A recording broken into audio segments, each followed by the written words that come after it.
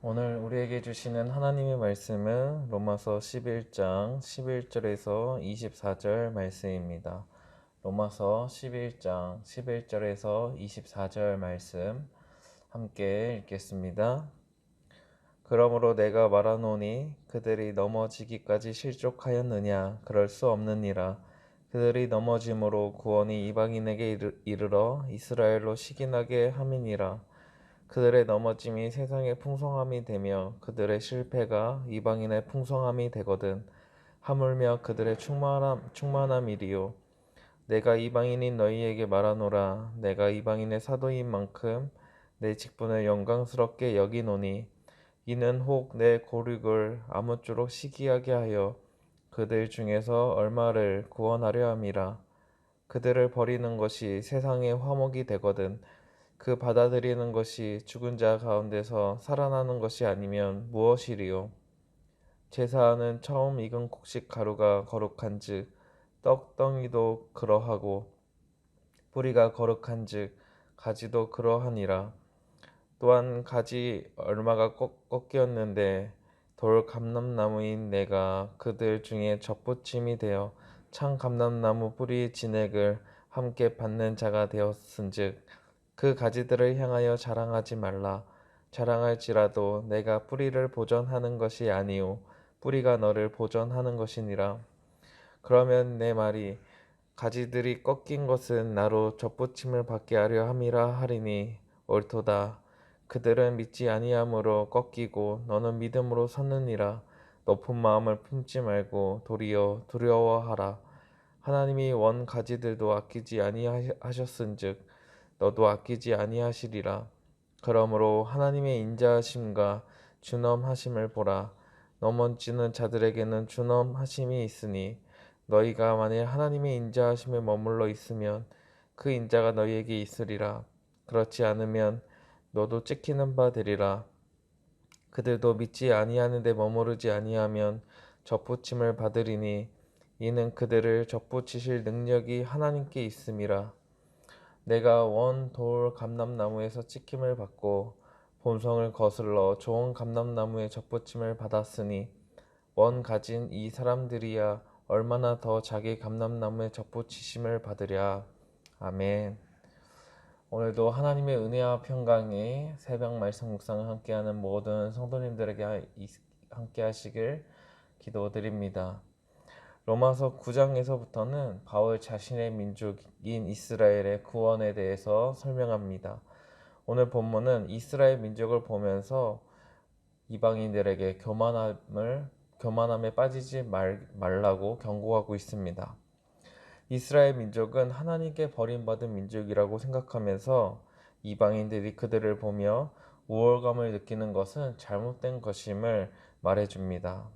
그리고 오늘 말씀을 통해 바로 잡으려는 것입니다. 11절과 12절을 함께 읽겠습니다. 그러므로 내가 말하노니 그들이 넘어지기까지 실족하였느냐? 그럴 수 없느니라. 그들이 넘어짐으로 구원이 이방인에게 이르러 이스라엘로 시기나게 함이니라. 그들의 넘어짐이 세상의 풍성함이 되며 그들의 실패가 이방인의 풍성함이 되거든. 하물며 그들의 충만함이리요. 이스라엘은 완전히 실족하지 않았다고 말씀합니다. 다만 넘어졌을 뿐입니다. 그로 인해서 이방인에게 구원이 흘러간 것입니다. 이스라엘의 넘어짐이 이방인의 구원이 된다는 말은 결국 유대인들의 박해를 피해서 주변 나라들을 향해 복음이 전파되었다는 것입니다. 하지만 이러한 넘어짐이 완전한 실족은 아닌 것입니다. 이방인의 구원이 나타났습니다. 하나님과 이방인과의 관계가 좋아지는 것을 보는 이스라엘은 시기하고 질투하게 됩니다. 이러한 질투를 통해서 이스라엘에게도 구원이 나타날 것을 말하고 있습니다. 이스라엘의 넘어짐이 세상의 이방인들에게 풍성한 구원의 은혜가 부어졌던 것처럼 이스라엘에게도 다시금 구원의 은혜가 충만해질 것을 말하는 것입니다. 바울은 이 이야기를 조금 더 자세히 설명하는데요. 13절부터 15절을 함께 읽겠습니다. 내가 이방인인 너희에게 말하노라. 내가 이방인의 사도인 만큼 내 직분을 영광스럽게 여기노니 이는 혹 내 고륙을 아무쪼록 시기하게 하여 그들 중에서 얼마를 구원하려 함이라. 그들을 버리는 것이 세상의 화목이 되거든 그 받아들이는 것이 죽은 자 가운데서 살아나는 것이 아니면 무엇이리요. 바울은 이방인의 사도로 이방인에게 복음을 전하는 것을 영광스럽게 생각합니다. 그럼에도 자신의 사역을 통해 이제 그 이스라엘의 구원도 나타날 것을 기대하고 있습니다. 이스라엘은 넘어지고 버림을 당하는 것이 세상에 있는 이방인들에게는 화목이 됩니다. 또 구원을 받게 됩니다. 하지만 동시에 이스라엘을 받아들이는 것 역시 그들이 죽은 자 가운데서 다시 살아나는 것이기 때문에 그건 역시 구원의 은혜가 있다고 말합니다. 바울이 지금 계속 말하고자 하는 것은 넘어진 이스라엘이라고 해서 하나님의 구원을 받지 못하는 민족이 아니라는 것입니다. 이스라엘 이방인의 구원을 시기하게 된 이스라엘은 하나님께로 돌아오게 될 것을 바라보고 있는 것입니다. 이러한 이야기를 이제 비유로 설명을 하고 있습니다. 16절부터 18절까지 함께 읽겠습니다. 제사하는 처음 익은 곡식 가루가 거룩한즉 떡덩이도 그러하고 뿌리가 거룩한즉 가지도 그러하니라.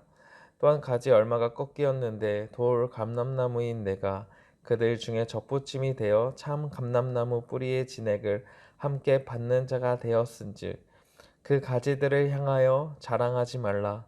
자랑할지라도 내가 뿌리를 보전하는 것이 아니요 뿌리가 너를 보전하는 것이니라. 처음 익은 곡식 가루가 거룩합니다. 또한 그것으로 만든 건 역시 떡이 되어도 거룩하다고 말씀합니다. 나무 뿌리가 거룩하면 그 나무 뿌리에 이어진 가지 역시 거룩하다는 것입니다. 여기서 처음 익은 곡식 가루와 또 나무의 뿌리는 이스라엘을 뜻하고 떡덩이와 가지는 이방인을 뜻합니다. 이방인에게 구원의 은혜가 있다고 해서 버려진 듯한 이스라엘을 무시하지 말라는 것입니다.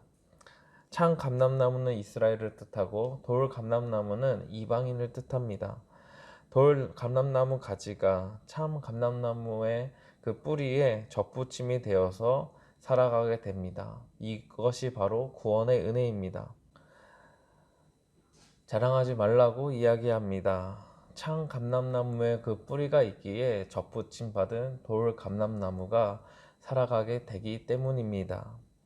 계속해서 바울은 이방인의 교만을 경고하고 있습니다. 19절부터 21절을 함께 읽겠습니다. 그러면 내 말이 가지들이 꺾인 것은 나로 접붙임을 받게 하려 함이라 하리니 옳도다. 그들은 믿지 아니함으로 꺾이고 너는 믿음으로 섰느니라. 높은 마음을 품지 말고 도리어 두려워하라.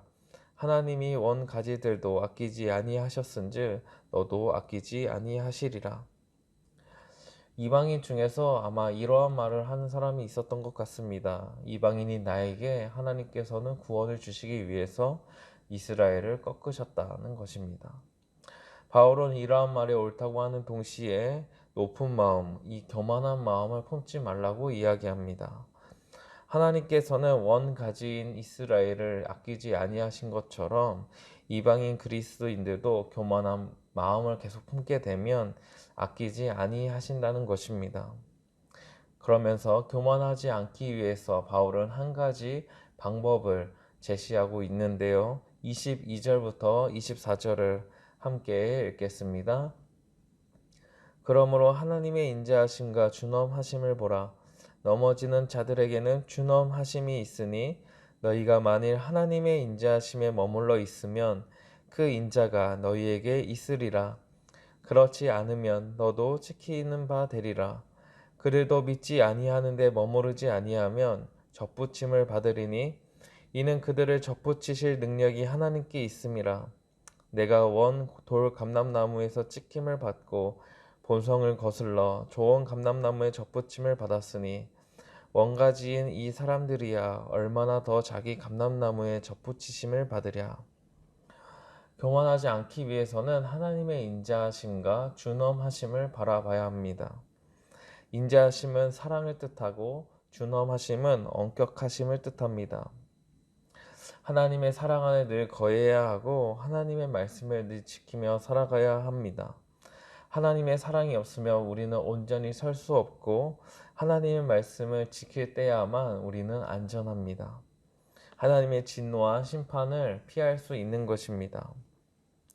만약 이방인 그리스도인들이 하나님을 바라보지 않는다면 결국 교만해질 수 있고 스스로가 무언가 특별한 존재가 된 것과 같은 특권 의식에 빠지기 쉽습니다. 그러면 이스라엘과 별반 다르지 않게 되는 것입니다. 찍히는 바가 될 뿐입니다. 다른 나무 가진 이방인도 접붙임을 받았으니 원 가진 이스라엘은 더욱 쉽게 접붙임을 받을 수 있다고 말씀합니다. 사랑하는 성도 여러분, 오늘 말씀은 교만함과 우월 의식을 경고하고 있습니다. 교회를 오래 다니고 또 신앙이 깊어지고 여러 직분을 받게 되면 우리도 모르게 하나님의 은혜보다는 그 위치야 직위를 생각할 때가 있습니다.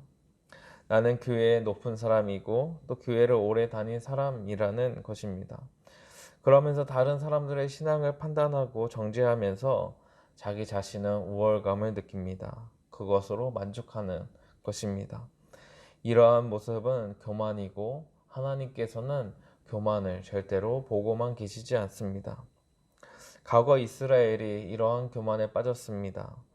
대제사장과 바리새인 무리들은 자신들이 우월한 신앙을 가지고 있다고 생각했습니다. 그리고 자만했습니다.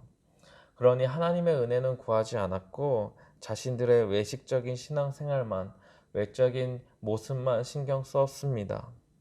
그 결과는 하나님 앞에서 넘어질 수밖에 없게 되었고 결국 이방인들이 하나님의 구원의 은혜를 맛보게 된 것입니다. 우리도 이방인 그리스도인들이지만 우리도 이와 같은 교만에 빠질 수 있습니다. 오늘 말씀을 통해서 우리는 더 낮아지고 하나님의 인자하심과 준엄하심을 늘 바라봐야 합니다. 우리의 직분이나 신앙 경력이 특별한 것이 아니라 하나님의 은혜가 특별한 것입니다.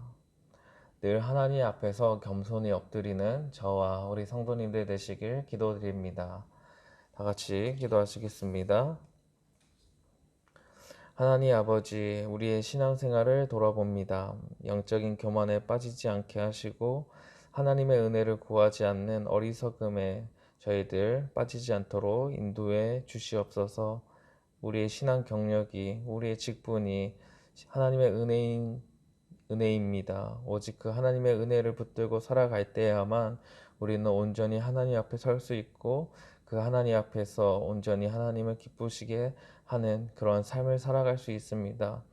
우리의 신앙생활을 통해서, 우리의 직분을 통해서, 우리의 외식적인 모습을 통해서 우리가 그걸 가지고 교만해지거나 우월감을 느끼지 않게 하시고 늘 하나님께서 우리를 사랑하시는 그 사랑을 힘있게 하시고 하나님의 말씀을 지켜야 된다는 그 하나님 앞에서 살아가야 된다는 그런 마음을 가지고 늘 저희들 걸어갈 수 있도록 인도하여 주시옵소서.